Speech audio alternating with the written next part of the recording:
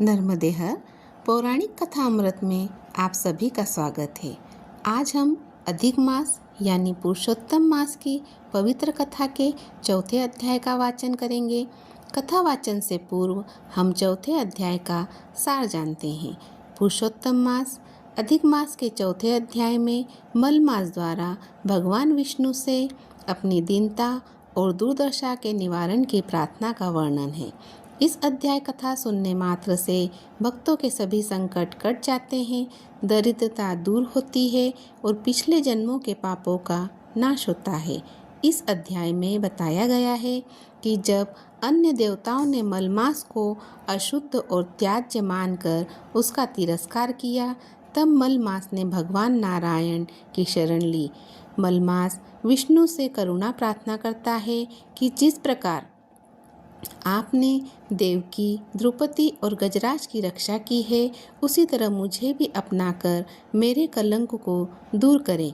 भगवान विष्णु मलमास की पुकार सुनकर प्रसन्न होते हैं और उसे वरदान देते हैं कि आज से तुम मेरे प्रिय मास पुरुषोत्तम मास के रूप में जाने जाओगे। इस महीने में किए गए सभी व्रत, दान, पूजा, पाठ अन्य सभी महीनों की तुलना में अनंत गुना फल देते हैं। आइए अब हम अपने मन को शांत करते हुए पुरुषोत्तम मास की चौथे अध्याय की कथा का श्रवण करते हैं। आप अपने हाथों में अक्षत और पुष्प ले लीजिए और भगवान विष्णु का ध्यान करते हुए कथा को श्रवण करिए। भगवान नारायण नारद मुनि से बोले, हे नारद, अब मैं तुम्हें वह वरुण कथा सुनाता हूँ जो अधिक मास ने स्वयं भगवान पुरुषोत्तम के सामने कही थी। यह कथा लोक कल्याण करने वाली, ध्यानपूर्वक सुनो।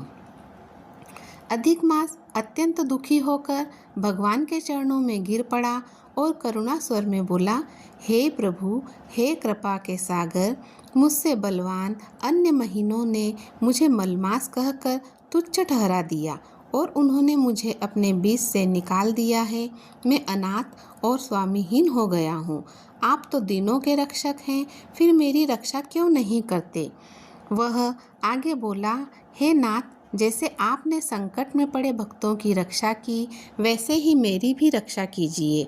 आपने देवकी की रक्षा की, द्रौपदी की लाज बचाई, कालिया नाग के विष से ग्वालों और गायों को बचाया, जंगल की अग्नि से व्रजवासियों को सुरक्षित किया, जरासन के बंधन से राजाओं को छुड़ाया और गजराज को ग्राह के मुख से बचाया। तो क्या मैं आपकी शरण में आकर भी अनाथ रह जाऊं? इतना कहकर अधिक मास रोने लगा।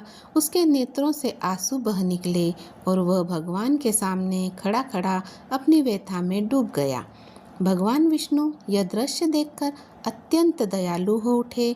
उन्होंने स्नेहपूर्वक कहा, हे वत्स, तुम इतने दुखी हो, तुम्हारे मन में कौन सा कष्ट है? मेरी शरण में आने वाला कभी शोक में नहीं रहता। यह वैकुंठ ऐसा स्थान है जहाँ न दुख है, न बुढ़ापा, न मृत्यु का भय। यहाँ केवल आनंद ही आनंद है। फिर तुम यहाँ आकर भी दुखी क्यों हो? भगवान के ये वचन सुनकर अधिक मास ने कुछ धैर्य धारण किया और गहरी सांस लेते हुए बोला, हे प्रभु, आप सर्वज्ञ हैं, आपसे कुछ भी छुपा नहीं। फिर भी मैं अपनी व्यथा कहता हूँ। संसार के सभी काल, क्षण, मुहूर्त, दिन, रात, पक्ष और अन्य मास सबके अपने अपने स्वामी हैं, इसलिए वे सम्मानित हैं। परंतु मेरा कोई नाम नहीं, कोई स्वामी नहीं, कोई स्थान नहीं।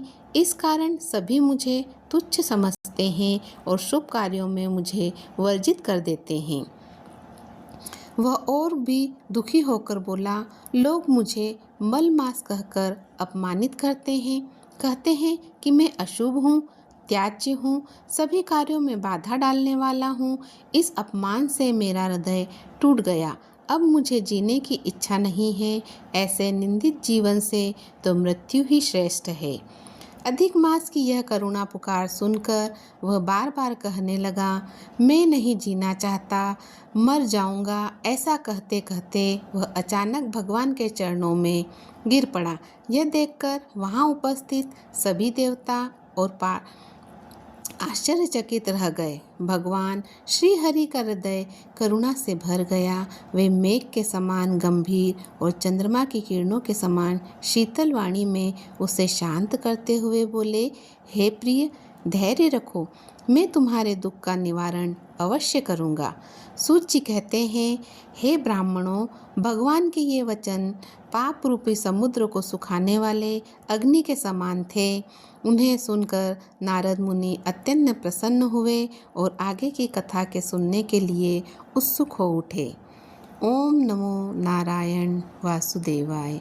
हमारा चौथे अध्याय की कथा यहीं पर विश्राम करते हैं और आप अपने हाथों के अक्षत और पुष्प ईश्वर के सामने एक प्लेट आप रखें, उसमें आप जो है नित्य कथा उपरांत पुष्प और अक्षत उसमें डालते रहिए।